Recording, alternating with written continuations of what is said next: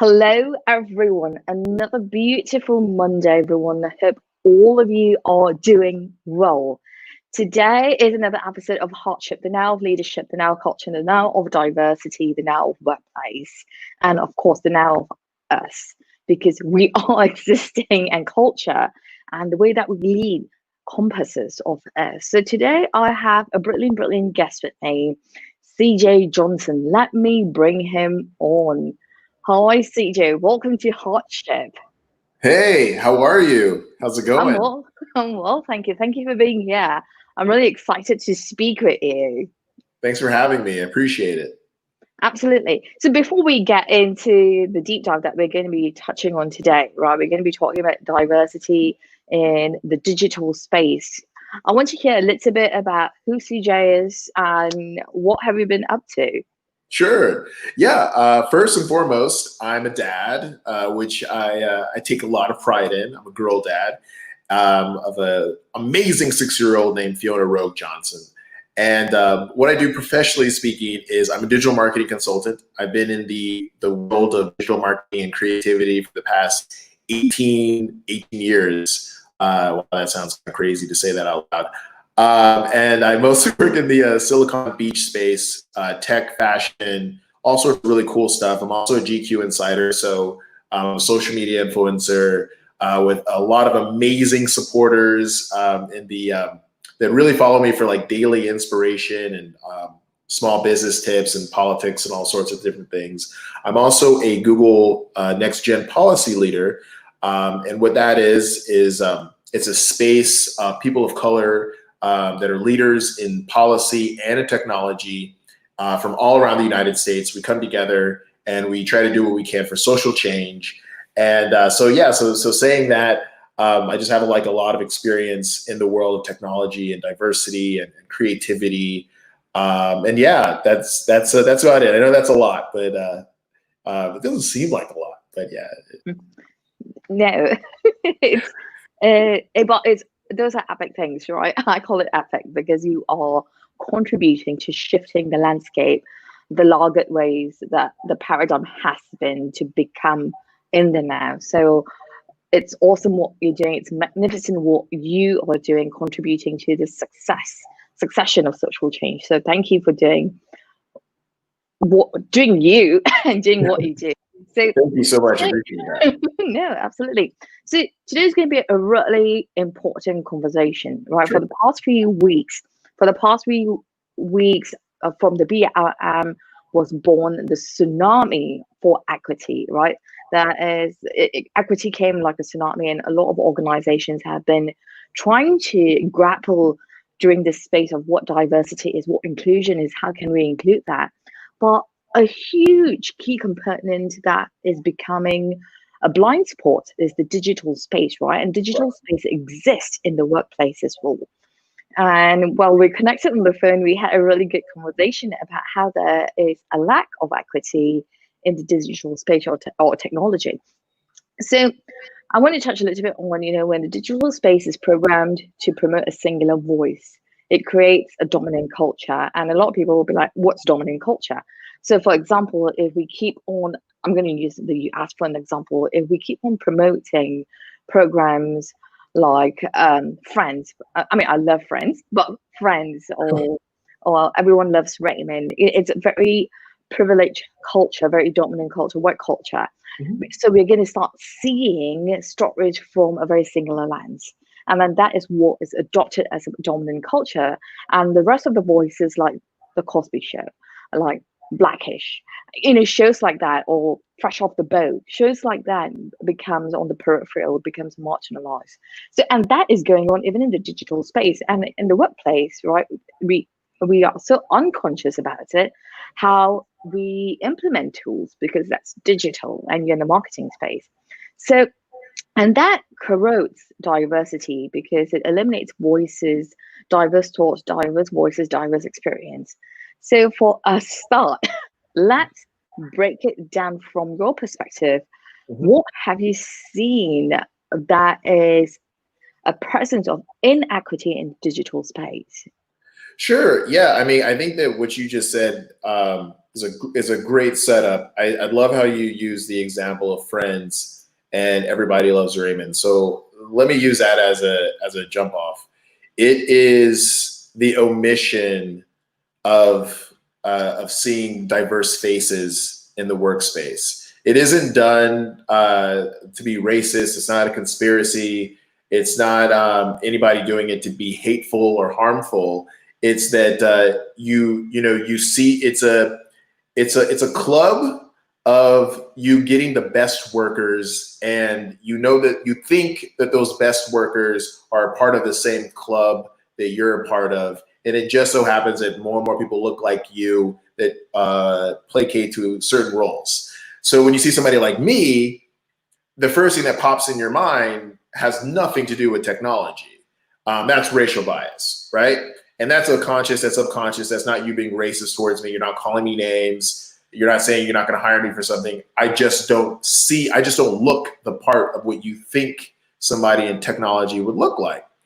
And how that has sort of evolved is that then when you do have somebody as a person of color in these spaces and in these rooms, they start asking questions. People start kind of looking at each other, with a raised eyebrow. Like, I'm not racist. Well, I'm not racist either.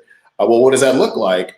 And with the funny part about technology is that it's so data driven, so analytically driven that a lot of times there's this tunnel vision that happens where you only experience what you see in front of you. So again, when we talk about Friends or Everybody Loves Raymond, if there's no Black folks on that show, if there's no Latinos, there's no any person of color on that show, then you would think that New York is full of white folks that are very privileged and hang out at coffee shops, and they live in really nice homes and nice apartments, and they're just a bunch of tomfoolery goes around. So if you see somebody like me, I am out of the norm.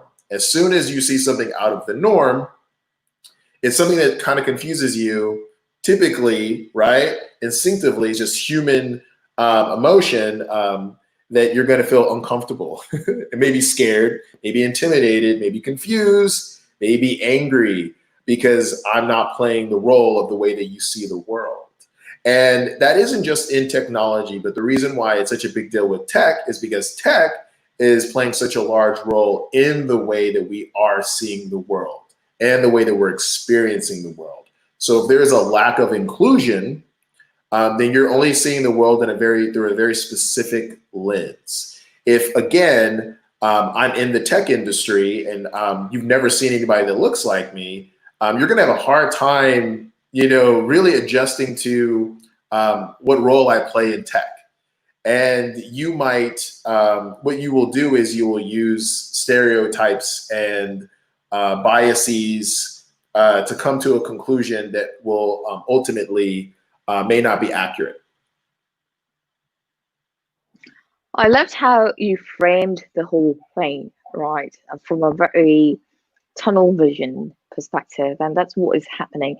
I want to touch something that you mentioned about technology, because we don't see much representation of colored people. Even though there are colored people, it's a very stereotypical, right? When we look at stereotypes, we look at a lot of people who are from China or who are from India, right? And often people think that immediately when you see a brown person or an East Asian, immediately they feel like, oh, so you are in the tech industry. Right. So those are the kind of stereotypes that you see. Absolutely. And at the same time, I want to highlight a really important narrative that goes on in the tech industry, especially in the West Coast, right? The bro, or whatever culture that you are going to coin it as, but I coin it as the bro culture, right? In the tech industry, oftentimes it is ping pong tables, free tidbits, right?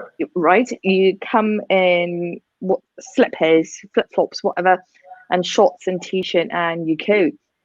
That's the kind of stereotypical lens that that is being portrayed. Then you have women who come into STEM, and then all of a sudden a different layer is added to that.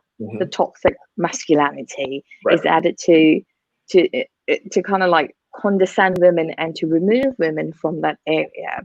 And even in the digital space, right? Digital space, how often, and this is something I had a conversation a few weeks ago with different groups, but I host another show called Dismantling Discrimination and Enabling Diversity. Mhm. So I've been bringing on different groups of panels, from Asian communities to white communities to Black communities. And I asked a very important question when I had the white community, and this is in no way to put them down. I had a very honest conversation with them. I asked a very honest question.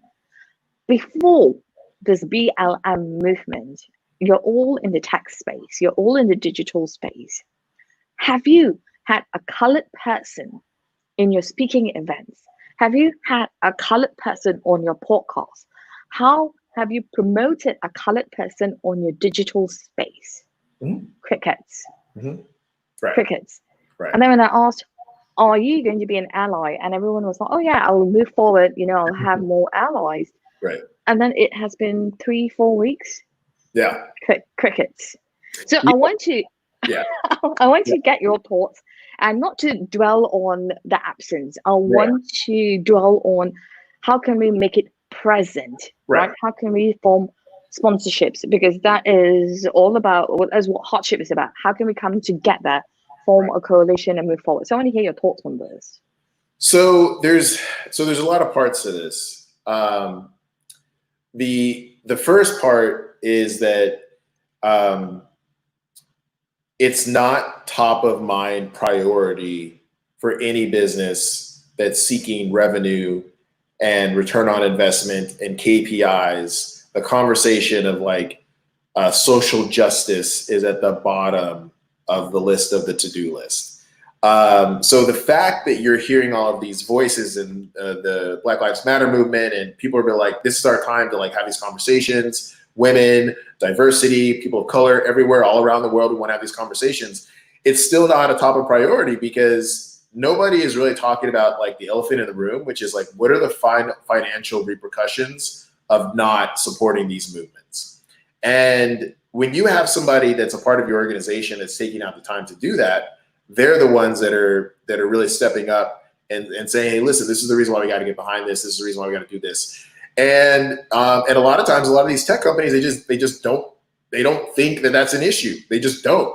And it's very easy to have a back and forth conversation about this, because I've had those back and forth conversations. It's very easy for me to say, you should support people of color. Well, if you come from this land of racial biases and you look at your revenue stream, you may answer back and say, that's not our customer base, or that's not the consumers that we serve. So not a big deal for us, but we support that. And we're obviously not racist. So that's part one. Part two is the fact that like a lot of these racial biases just come out in such an unconscious, subconscious way, in these ways of really nepotism plays a much larger role in the tech community, more than racism plays a role. So, the fraternities, the universities, the sororities, when you talk about when you're submitting your resumes and query letters, remember that goes through a system that's picking out and plucking out specific keywords, and then that has to rank to a certain thing. So all of that allows the room for nobody to be held accountable. For nobody to really have to do that extra step of doing research and understand all these things. A lot of times, from what I've heard anyway, a lot of times when the conversation of why is there a lack of representation? Why is there no people of color in the room? Why are there no people of color in leadership? Usually, the response is we just don't know anybody, no qualified candidates. And of course, again, you can challenge that. And honestly, there's people that are out there that's their position, to go out there and recruit and to really provide opportunities for people of color and women. And the reason why I say that and I include women in there as well, is because that number of equality is so skewed in one direction that I think sometimes people lose sight of the actual problem, which is it's not that the reason why you have a tough time finding a people of color candidate for some of these positions is because some of those people of color don't even have access to even get to that point of submitting themselves. They have no fraternity or special club. There are no code words. There are no buzzwords for people of color. We don't throw up signs. There's none of that. It's just literally like, keep your head down, work as hard as you can, and hopefully I'll be able to gain access and work my way to the top. And unfortunately, the reality of it is that those cards are stacked against you from the very beginning. It's even the reason why we even have STEM programs to begin with. It's the reason why we say Black Lives Matter, and we don't say all lives matter. We say Black Lives Matter because it's like, hey, we feel like we're here, so we just want to be here. That's what Black Lives Matter means, that we're here. So as long as you acknowledge that, then we win, and kumbaya for everybody. As soon as you say, no, wait a second, I believe all lives matter. Well, dude, what you're doing is you're literally ignoring the whole point. All it takes is 2 seconds for you to figure out what that means. When we talk about putting people of color in a room that are qualified, that's really not that hard. I mean, it just really isn't that hard. It's not that difficult. I mean, you can stumble down the street and find somebody that knows somebody that's a person of color that can talk about different things. And then when you talk about leadership, it gets even trickier, because that's another easy thing to poke holes through. We only look for qualified candidates. We really look for candidates with experience. There's all these like interesting words, this play on words that really plays a role in racial biases and why even diversity and inclusion is an issue. Right. And that's like gatekeeping, right? Because it is gatekeeping. Absolutely. Absolutely. Yeah. Absolutely. 100%. So I wrote some notes over here. You mentioned about, colored people having no resources, right? What about those people who are not in fraternities or sororities, or do not have the referrals, right? They do not have the network. They do not have those connections. And that's a really important point that has been recurring for the past few weeks, where, we've been talking about hiring. Hiring is a huge gatekeeping process where technology, the digital space, is put into place systemically, right? To prevent, I mean, it can be unconsciously, subconsciously, or consciously, with the gatekeeping terms, narratives, whatever, to prevent certain people. Go ahead. Oh, to address that really quickly, one of the things that you have to understand that I'm sure that some people don't understand. You understand this because you come from this space. You understand the space very well. But it looks like this: if you have 5 Chads in a room, and all 5 Chads wear flip flops, they love beer pong, they watch fucking Game of Thrones. I don't know. All 5 Chads watch Game of Thrones. All 5 Chads are different shades of white. And it's Chads, all 5 of them, it's their job to tell an algorithm what a good photo looks like. And all Chads will go off of what they know a good photo looks like. And they might even do some research, and they might even plug in some data and really, really honestly, best intention wise, try to include everybody. But what they will miss is that I have dark skin. So maybe that photo that's a very well lit photo might look a little bit darker, but they program the algorithm in a way to make it look like it's an underlit photo. So that means it's an ugly photo. So that means that if you discoverability wise, I rank like this.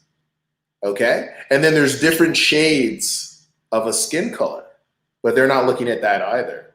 And again, the algorithm kind of bumps me down like this. So that's like a very interesting way of racial biases with technology and unintentional. And again, because 5 Chads in a room, there is no other voice that's saying, hey, look, I'm East Asian. Like, do we have any imagery of like what that looks like? Or for example, what we were talking about with the keywords and gatekeeping, when it comes to loans, there's predatory loans for people of color. that purposefully give you really high interest rates and make it almost impossible for you to overcome this. And it's not, it doesn't work the same way for someone white. And again, this is all like, you know, by design, not necessarily to keep people out. Maybe it is, I don't know. If you want to go a conspiracy route, maybe it is. But again, you know, we're letting technology play a larger role in this. And that makes it really tough to hold somebody accountable. I can't get mad at you if you put it through a computer system, because then we can just go round and round and round about who did what and what does that mean. You bring up a really, really great point about being in 5 chat rooms, right? And that, I look at that, the exact same concept in the fashion world, right? How the whole concept of beauty is perceived, right? And it's just not in the United States, because technology, we have, what's that called? Adobe Photoshop, Yeah. right? It photoshops what slim, what feminine beauty is supposed to look like. Absolutely. A size 0 is portrayed as beauty. And this concept is transferred into different parts of Europe, different parts of Asia. So when we have a dominant concept being reiterated, it becomes a dominant culture. To your point, the algorithm learns it, right? If I click on something on Instagram, and just out of curiosity, right, sometimes I'll get this, look at, for example, a swimsuit, and I click on that, it's by a particular brand, and automatically the algorithm learns, correct, and it pushes all these very singular company. I call it singular company because if this company is run by white females, catered to the boss babes, boss, oh my god, what's that lingo that I get a little bit irritated with, this boss babe or babe something, and it pushes it pushes the same thing onto my feed, and I'm thinking, this is not representative of me. But just because I clicked it once, yes, the algorithm learns it. And you know what's good, and what's so interesting about that, for example, is that that's not just you, it's all of us. And that is the reason why all of this is getting very tricky, because we're seeing trends tailored more of this tunnel vision.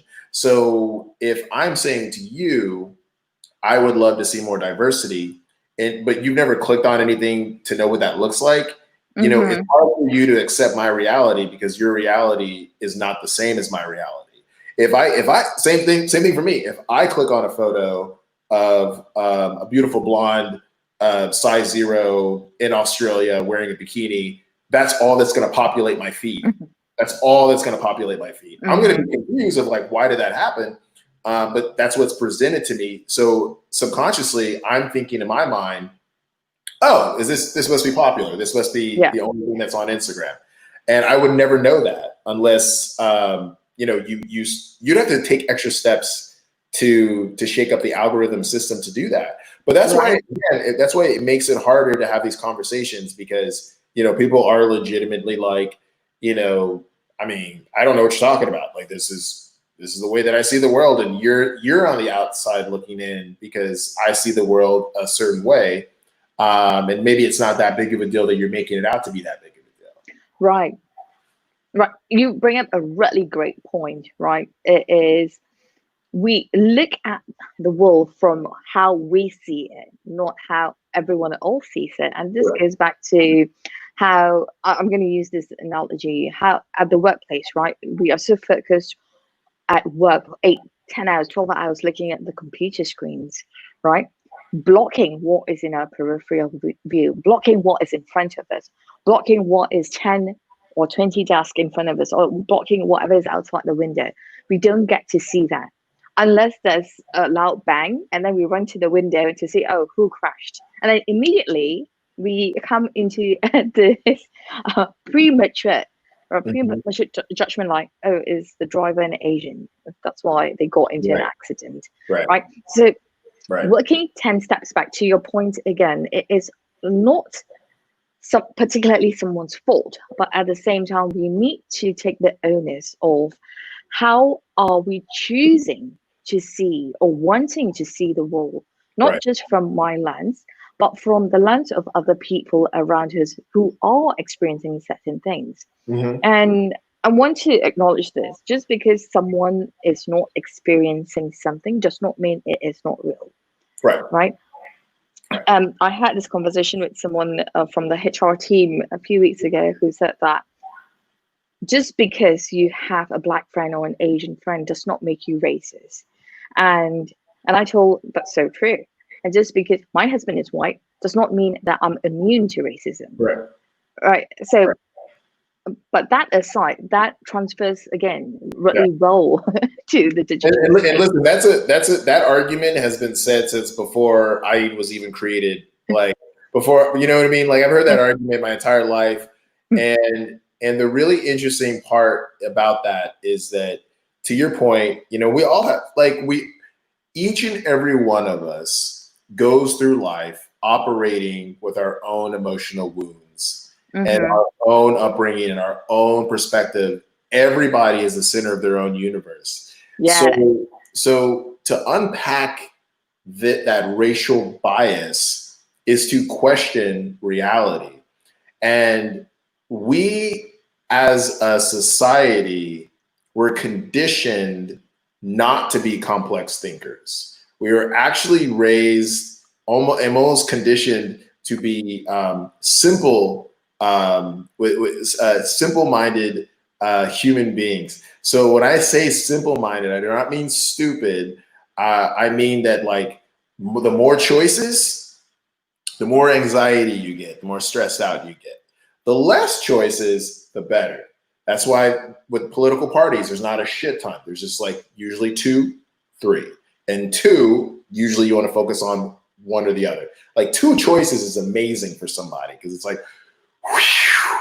So when you ask somebody to be a complex thinker, CJ, look at Mila, look at CJ, and like compare each other's like life stories, empathize with one another. You introduce somebody else to the circumstance. What is their life story? Everybody has a different story to tell. Everybody has seen the world through a different lens. And for some people, you're destroying their reality. And that makes them feel vulnerable. It makes them feel scared. It makes them feel defensive. It makes them feel angry. One of the things that was very interesting with all of this is when you talk about racism, and you got to see it play out in all these different ways because of, we're so lucky we have mobile devices. We're catching all these people saying all this ridiculous shit. For somebody that's literally quote unquote colorblind. I'm colorblind. I don't. Everybody is the same to me. It would never occur to you that some people don't see the world that way, and that they really will do these like movie over the top things that you would never imagine a human being would do. They do those things. There are these microaggressions, and that is true. And for people of color, it kind of sucks, right? Because we've been sort of put in these situations where we have to either pretend it's not happening or confront it. We have to pick our battles. It's one of the two. So it's very difficult. It's exhausting. So even just having that moment of questioning what's going on and that moment of empathy goes a long way. I think a lot of times, obviously, there's a long laundry list of things to do, but it takes one step, and that one step is asking a question. That one step is empathizing, and we got to get back to that. Like right now, we're in this like tribalism, I'm right, you're wrong sort of situation. There is no right or wrong. There is no good or bad. This is a moving, evolving situation. Life is always evolving. Your life experience, to what you said before, you have your own wounds, and the way you see things is different. We can both see the same sunset and experience 2 different emotions. So to use that as an example, when we're talking about diversity and inclusion, it's as simple as me asking this is what it's as simple as me saying, this is what I saw. What did you see? And that's me showing empathy and equality. And I'm listening to you. I'm acknowledging you. I'm seeing you and I'm hearing you. And that's a very simple thing to do because it opens up the whole world of possibilities. I like what you said, opening up a world of possibilities, right? And that's such an important factor, to listen with empathy, to speak with empathy, and to be empathetic, right? And you mentioned a really great point, CJ, about people's reality being destroyed, right? And that's a valid area where people feel that you're not listening to me, Right. you're destroying my reality, you are coming in and ruining my peace. So I bumped into this video on Instagram 2 days ago where this black guy was walking into, I can't remember the space, but it was all white people. They were, I think they were protesting something for guns. And this black guy was wearing Black Lives Matter, and it quickly became this hatred kind of a conversation.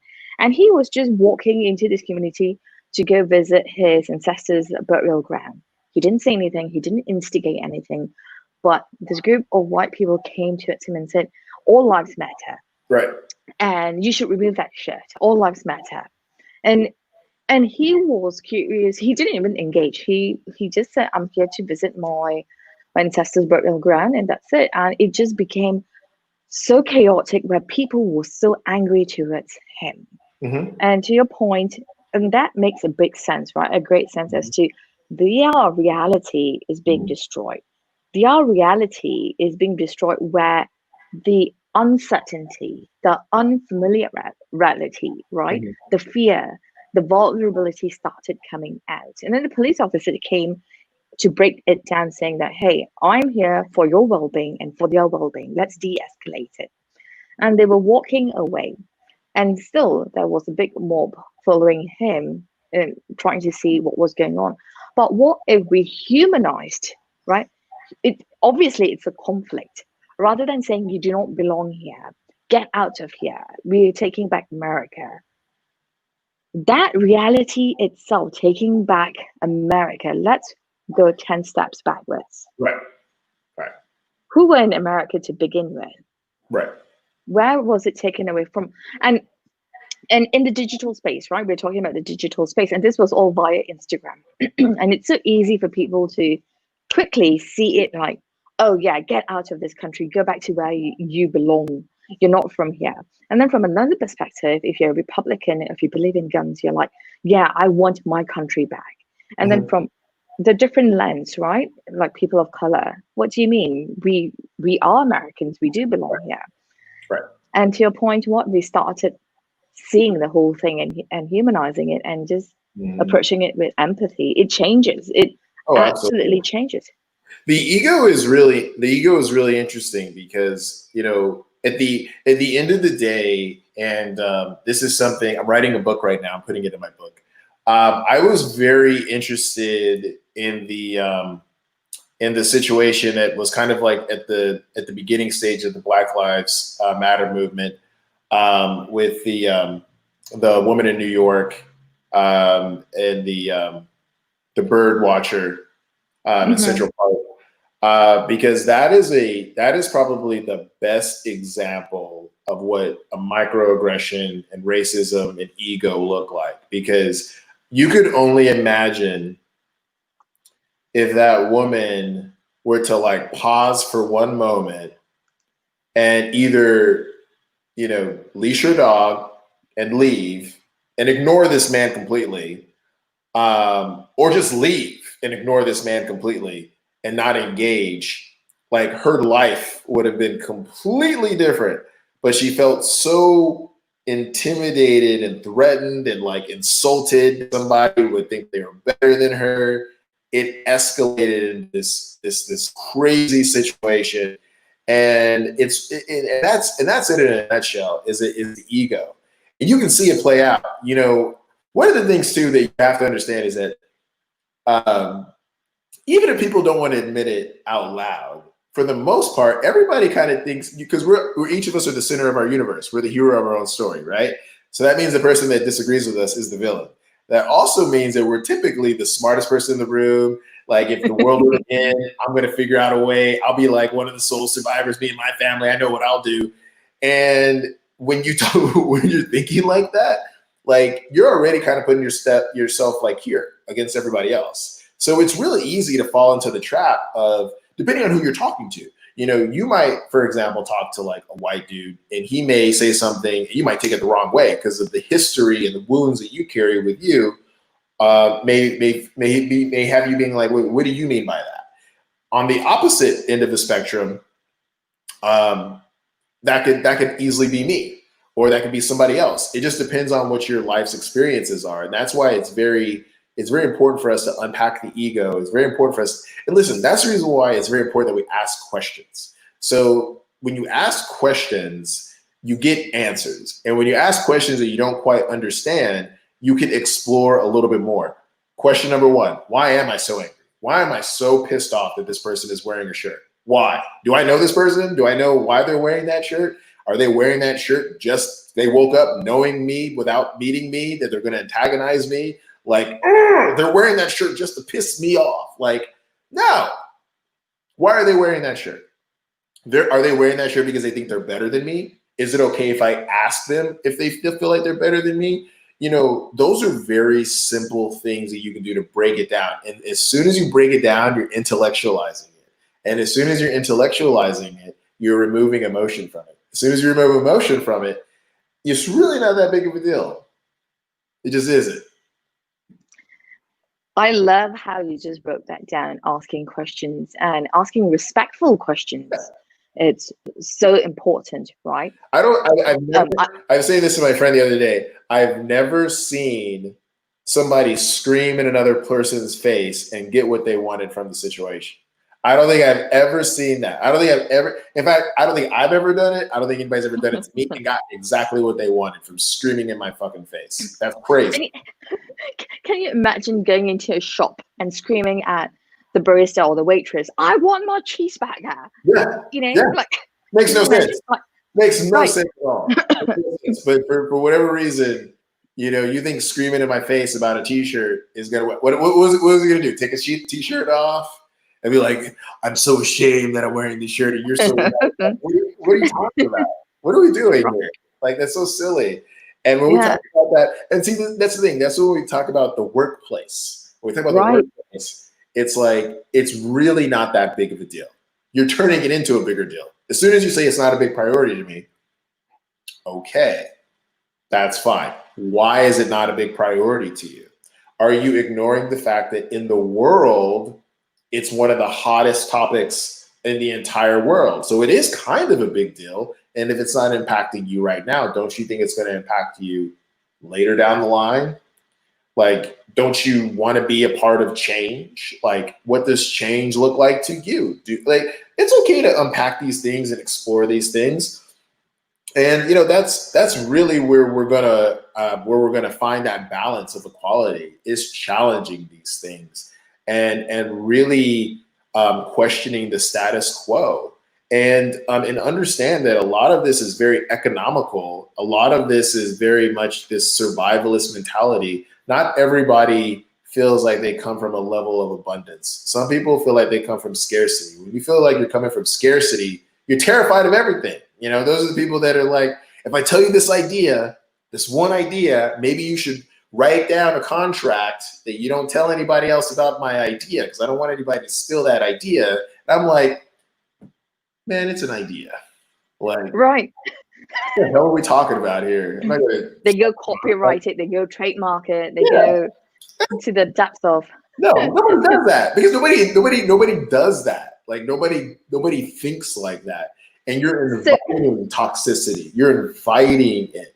If somebody is walking through a crowd, then all they're doing is walking through a crowd. If they're storming through a crowd, I get it. If they're running through a crowd, I totally. If they're walking through a crowd and they just look a certain way or they're dressed a certain way, you need to relax. It's not that big of a fucking deal, honestly.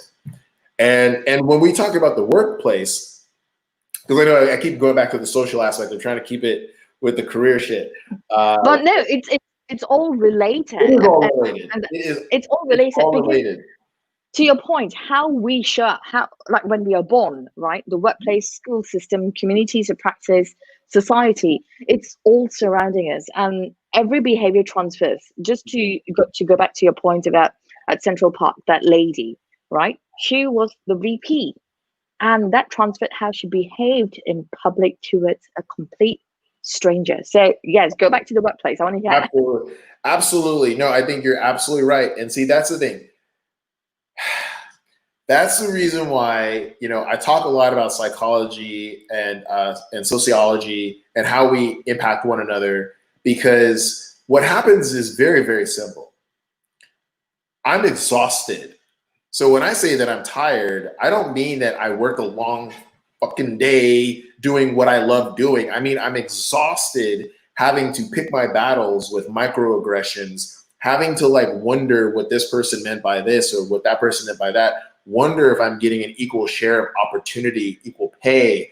Like wondering these things is taxing because I'm just adding more stress. And when that shit is realized, that's even more stress. What does that do? That affects my work performance. And that also impacts your work performance, because my attitude is going to like, all of it is symbiotic. It's all like interconnected. It's all connected. And if you don't have a person of color in the workplace, all you're doing is you're just skirting around the issue. And that's another thing too, is that like, then when you're in the workplace, you're like, well, if we don't have a person of color, then we don't have a person of color conflict of interest. Like, we don't even have to worry about it. And by the way, I've heard those conversations before, and I've heard them say in a way where it just makes sense, where it doesn't sound racist at all. It just makes sense. Like, why would we want to hire this woman when, all the guys here, it is like frat guys, and we don't want to get sued. We don't want to get in trouble. We don't want to feel uncomfortable. So why hire a woman? Like, why even go through the trouble of that? Those conversations do get had.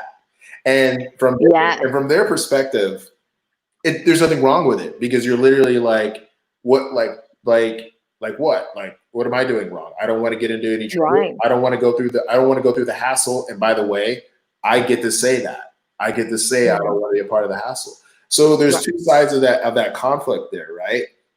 And it's as easy as picking the candidate for the right job.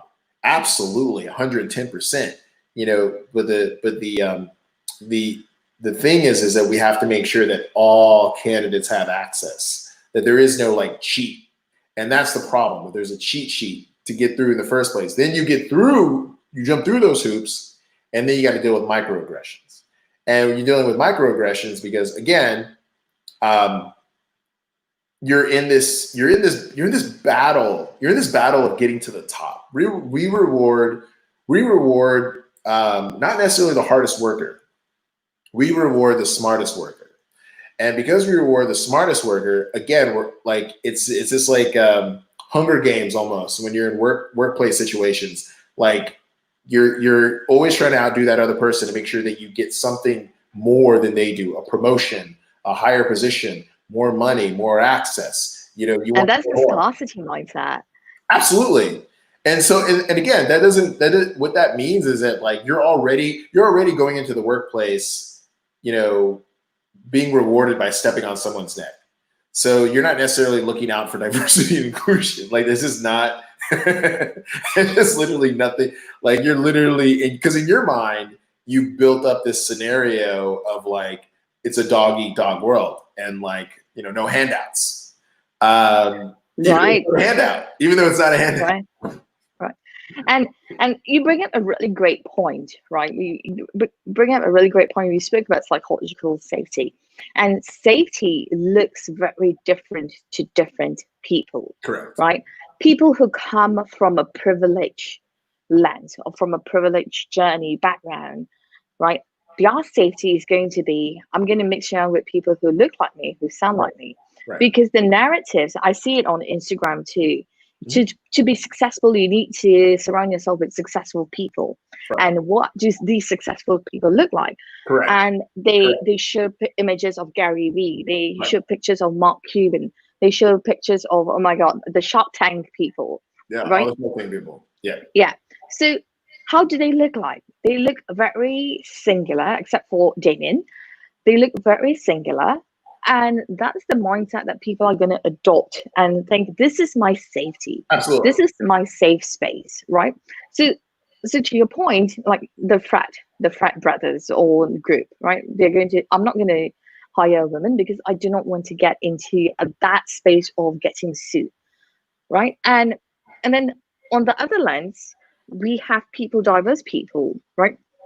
And it happens I'm going to call it monolingual culture. Monolingual culture is very much present in China, in Japan, in India, in Iran, Afghanistan, because it's not many, even though they're monolingual, that is multilingual. It's nuanced with their religion, woven with different ethnicity, but still, right? They don't experience that as what it is predominantly in the United States. When you have people on the different side where with colored people, where you do get together with your own cliques, with your own ethnicity, at the same time, you have like huge melting pots, countries like Singapore, countries like Malaysia, countries like Britain as well. You have multiple ethnicities coming together, and then they're like, okay, what does success look like? And then we are trying to champion this whole concept of being a sponsor. You have to have diverse thoughts. You have to speak with different people in Right. order to grow. But if you're going to keep with your own clique of Mark Cubans and Gary Vee and what's, oh my God, his name, Lewis House, he Yeah. wrote a book as well. You're going to have a very singular lens of what success is going to look like. You're not going to be exposed to what success can become and can look like from a diverse perspective, right? Yeah. Because oftentimes, like nowadays, speaking about digital space or talking about workplace, people have that mindset, okay, I've got to go and climb up the ladder, backstep someone else, throw them underneath the bus for me to get up.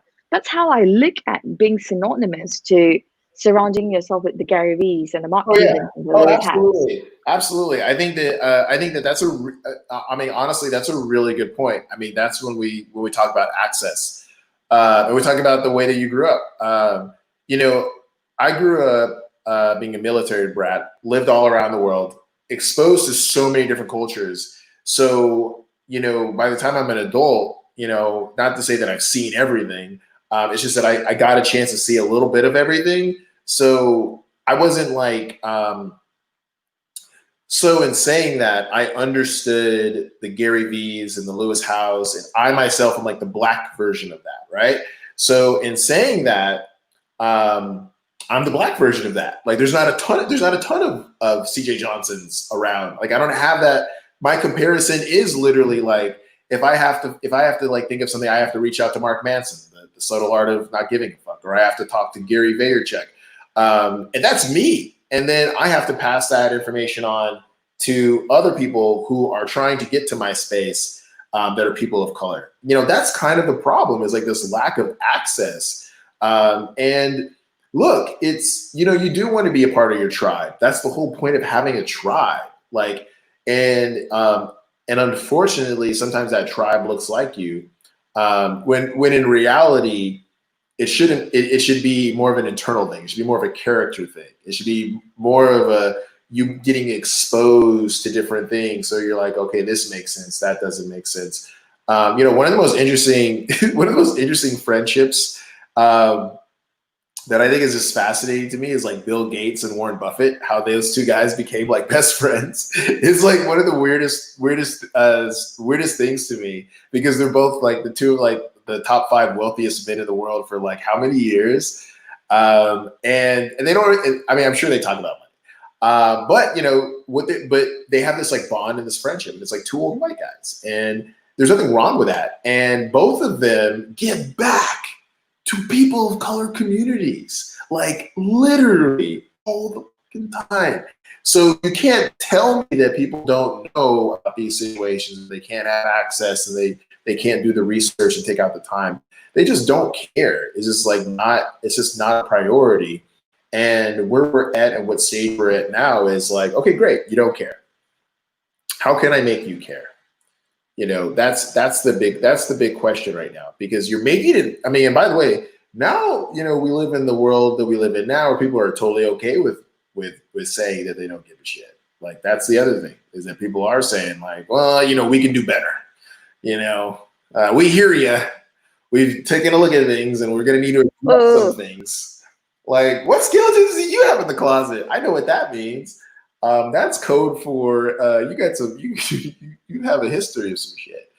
And yeah, we just need to be able to like equalize that access and have empathy. And I mean, that's such a great point that you made about the tribe aspect of things. And I myself have experienced that. I myself have been a part of that. And what I mean by that is that, you know, I look at my tribe of like successful entrepreneurs and it's like, white dude, white dude, white dude, white dude, white dude. Like, okay, wait, am I the fucking black guy? Wait, what? Why do you keep asking me questions about what's cool or not? And you know, those things need to be addressed. And you know, there's so many different ways, there's so many different methods, there's so many different suggestions, and I don't want to make it sound like it's this really huge complex system of things. But at the end of the day, it's about being empathetic. It's about taking one extra step, not a ton of extra steps, and really understand like that there's just like a lack of access for certain situations. I would much prefer, you know, I'm just using this as an example, but like, let's say that like, you know, my company is based in San Francisco. I would like to like look out for other people in San Francisco, not look out for white, rich, wealthy people in San Francisco, not look out for just black folks. I would love to just look out for folks in San Francisco. I don't know if that's maybe an interesting perspective of how you can start to attack it. I don't know. I just know that like, you know, we're making it sound like it's way more complex than it has to be.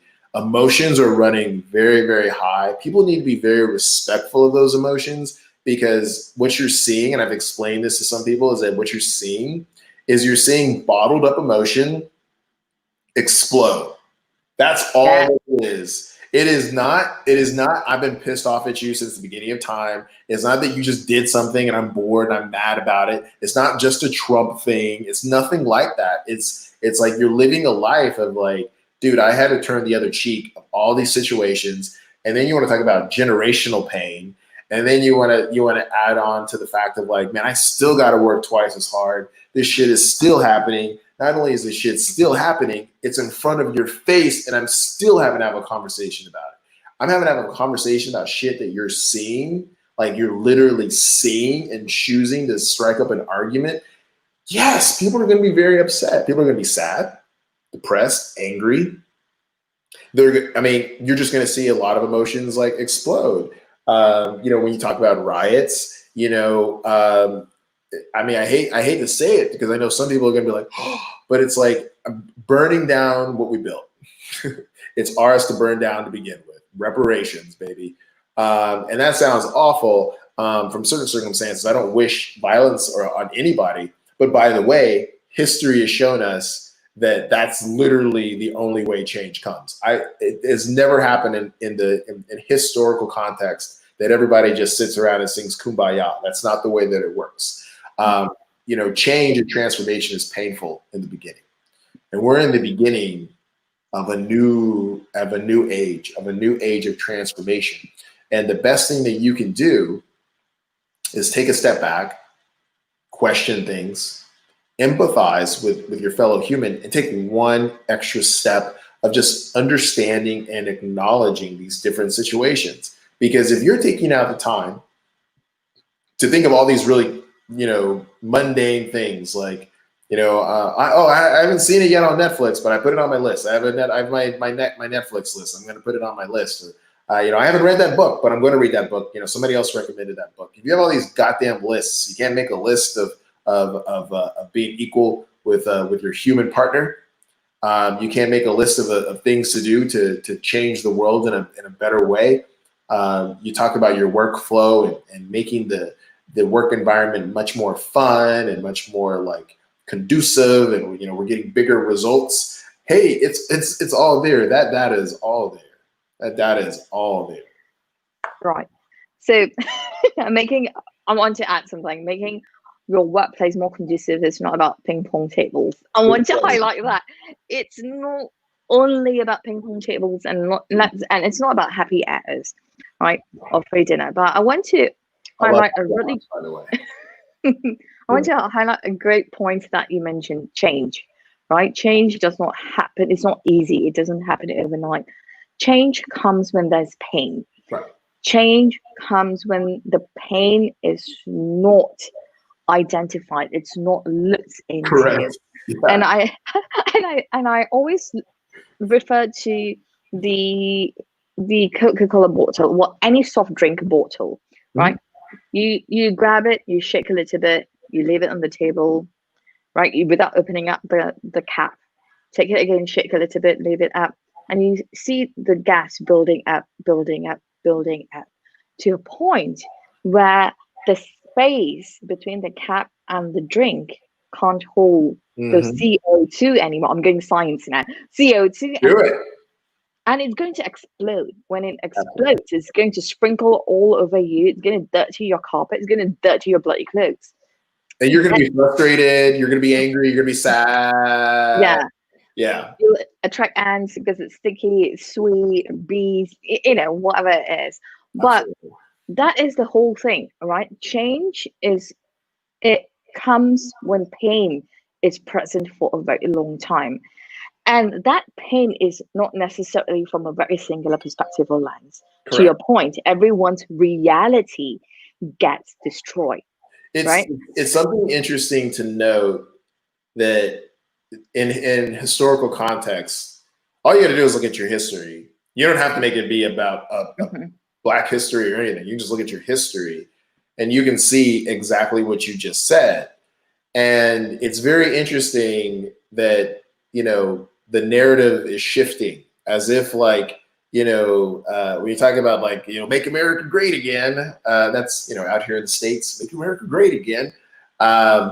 You're literally talking about, you're talking about how you used violence to take something, and now you're saying that like you're seeing it happen on a micro level, and that's really upsetting you. Like, why can't you act like this? And why can't you? Well, that is the whole point of the fucking argument, is that there's a group of people that don't feel like they're being recognized, and now they're acting out.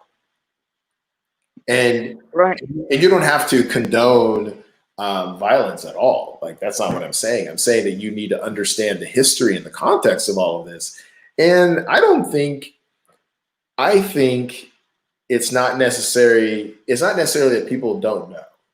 I think that it's that they don't care and that they don't empathize. Not everyone, because obviously there's tons of people out there that are in support of diversity and inclusion. There's just some people that just don't empathize.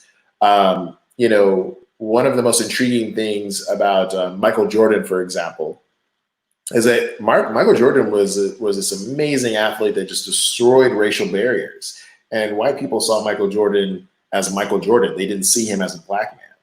And I mean, so that just comes to show you that it's not necessarily a color thing. It's an ego thing. It's a class thing. It's an economical thing. There's all these different layers to this. And at the very surface layer, we want to make it be about color, but it's not just about color. Like, colorism is an issue. I'm not trying to minimize it. I'm just saying that at the end of the day, it is our ego that is really the issue here. And when you've lived a whole privileged lifestyle of being in charge, and then somebody is like, that's unfair, why would you ever want to give that up? I mean, that's just common sense. It's like the elder sibling syndrome, right? Absolutely. All your life, you have been in charge. Yeah. Yeah. Yeah, the elder sibling take Yeah. away your younger sibling's ice cream, you smack them on the head, you put All the time. peanut butter on your face, All the, and then when you're reprimanded, I'm a grown man. I love my sister. She's a grown woman. She's very successful. You know, I see her and I'll still kick shit out of her hand. I can't help it. It's just who I am. I was built a certain way. But you're absolutely right. That's absolutely true. It is this big brother mentality, and like, no, you can't have this. This is mine, and just really frustrated that, especially when you see, the funny part is like when you see people of color and women, you know, thriving, and they're just like, well, fuck it, we're gonna take it ourselves, and we're, you know, you don't want to help us, we're gonna help ourselves. And that's driving people so mad. That's right? where Make America Great came from. That's literally what that is. That's like, like, no, you're not supposed to figure it out. You're not supposed to Right, figure it out. And you got to, you know. And I mean, right, I think that's one of the things that, you know, we have to discuss. It's like, you know, those 5 Chads. I want those 5 Chads to be like, I don't have anything against those 5 Chads. I just don't want them to have anything against me. I want to have 5 Chads as friends. I want to work alongside 5 Chads, and I want you to come too. And I want this person to come, and I want to be able to like have conversations. I want to learn from each other. I want you to learn from me. I want to learn from you. That's just me. Even as a private person, like, I still want to be able to have access to different cultures and different experiences. I mean, otherwise, how do you grow as a human being? And I think that any company, any workplace is going to benefit from having different voices that are diverse, because then you're basically showcasing the actual reality of the world. You're going to get more ideas. You're going to get smarter ideas. You're going to get more well-balanced, nuanced, complex ideas, which is awesome. Like, that's just a beautiful thing to have something like right. that is kumbaya. Now we have everybody together. Yes. And So to add go ahead. to add to your point, I want to say this, right? Like, having diverse voices, having diverse thoughts, diverse backgrounds, it's very synonymous to science. I go back to science because DEI culture, that's a whole science behind it. Yeah. Right? The science. It's like your whole body, the cell replaces itself every single day, every 7 years, 10 years, even your liver, your heart, right? And your body is so intricate. But if you keep on eating cake every single day, if you keep on drinking all those soft drinks every single day, or one type of food every single day, you are going to fall ill. You're going to get cancer. Your cholesterol is going to go up. And that is the beauty why there are diverse food inherent on earth. Right? Fruits, vegetables, grains, everything facilitates growth of your brain, your different organs, your eyes, everything facilitates growth. And that is a present testimony of how diversity itself is present in our surrounding on earth to facilitate our growth. So absolutely. And I think that I think to add on to what you're saying, you know, one thing that I've been suggesting and recommending to individuals and companies is, like, you should actually take out the time now to write down where you stand when it comes to your values, and maybe start asking some of these questions that you're hearing to yourself, so you at least have an answer prepared. And I think the reason why I say that is because if this was 2 years ago, because this actually started happening when Trump got elected, is really when people started to pay attention to social stuff and have all these, like, and social media evolved and all that stuff. 4 years ago, I'm your publicist, I'm your marketing expert, whatever. I would tell you to ignore all of this. I would tell you, you know, do not involve yourself in this. Don't risk it, because those are controversial things. That is completely outdated now. It is the complete opposite. The rules are completely different now. Now, not only are your consumers, your customers, your coworkers, your teammates, your family, your friends, strangers, people are not only just looking at your brand, company, whatever, and taking what you're saying at face value. They're all taking an extra step. Everybody's taking just the same way you're taking an extra step, I'm taking an extra step. Believe that. So if you're asking where did this come from, or who is this person, or what's your company culture, and you don't have an answer for any of that, you just try to ignore it, sweep it under the rug, it's exactly like what you're saying. It's like eating cake every single day. Eventually that's going to catch up to you. So why not get ahead of it? Why not be prepared? Why not have more of these conversations? Like, why not? Like, what's the problem? And again, it's strictly out of fear and pain and ego. Nobody wants to be called a racist. Nobody wants to feel like they're the bad guy and they're the villain. And you know, at the end of the day, you know, and I say this to anybody, regardless of what the situation is, if you're not what they say you are, prove it. Live your life. Do what you got to do. I'm not a racist. I don't need to fucking tell you that I'm not a racist. I just don't do racist shit. And then if I do racist shit and you tell me that I'm doing racist shit, I should be mature enough to be held accountable for my actions and either apologize and empathize or not give a fuck. And but I should be able to have that choice just like you have that choice, right? And all we're saying is, hey, maybe we should actually give a fuck. Like, that's all. That's it. Not that big of a deal. No, I absolutely love it. I know that we are running out of time, but to sum all of this up, you mentioned our discussions keep on going back to the ego, right? And you're so right. Without checking our egos, we can't practice hardship, right? Hardship is coming from the heart, valuing our people, really understanding and seeing where others are coming from, right? And also not imposing, hey, this is where I'm coming from, but letting them see for themselves where you're coming from, at the same time taking that onus as to understanding where others are coming from. In order to move forward, we can only move forward when we deeper into ourselves, deeper in our minds, in our hearts, in our thought processes, in our practices, in our behaviors.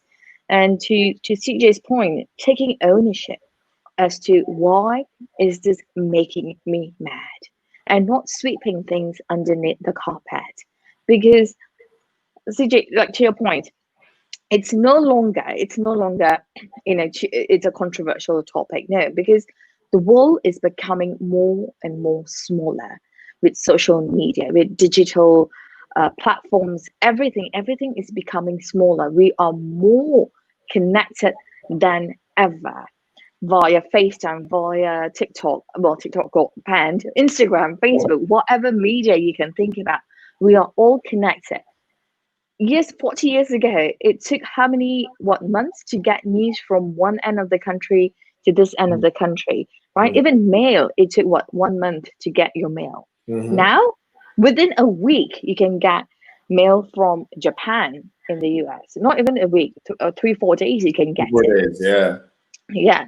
So that is how small the world is becoming. And when we transfer that to the workspace, we have not just the most diverse generation right now, we have the most diverse background of people right now. We don't even not only have the baby boomers, X generation, but we have the Zennials, we have the millennials, the Z generation. We have people from all over the world. We have first generation Americans, second generation Americans, third generation Americans over here, right? Everyone, when we talk with people, everyone wants one thing, and that one thing is to be heard. When I say heard, they want to be valued. They want to be accepted. Absolutely. And acceptance is about love. So before we go, CJ, one tip in how we can bring about change in the digital space to enable diversity. I would say the biggest tip that I can give is to take out just a moment to reach out to someone and ask them questions. It doesn't necessarily have to be questions about, you know, what's it like being a Black man, CJ, in America, but questions of empathy, questions of like, how are you? How are you feeling? questions of even questions to yourself. You know, why do you feel a certain way about something? How do you feel about X, Y, and Z? So that number one tip I would definitely say is like to question everything and to really take the time to explore who you are and the world around you. And I think that that's just like a very easy thing. I mean, a very easy step to take. It's not an easy thing to do, but once you get in the practice of asking more questions, you become much more self-aware. And when you're much more self-aware, like using the analogy of eating the cake before everyone, when you when you practice that skill set every day, then it just opens up the world of like all sorts of things that you can do: success, happiness, empathy. You know, all of that plays a role in just you asking simple questions. Beautiful, beautifully said. Well, thank you again for being here, CJ. Thanks for having me. Everyone, you can follow CJ on LinkedIn. His name is CJ Johnson. And thank you everyone for joining in today. Hardship, right? Hardship is the now of leadership, the now culture, the now diversity, the now workplace, and the now of us.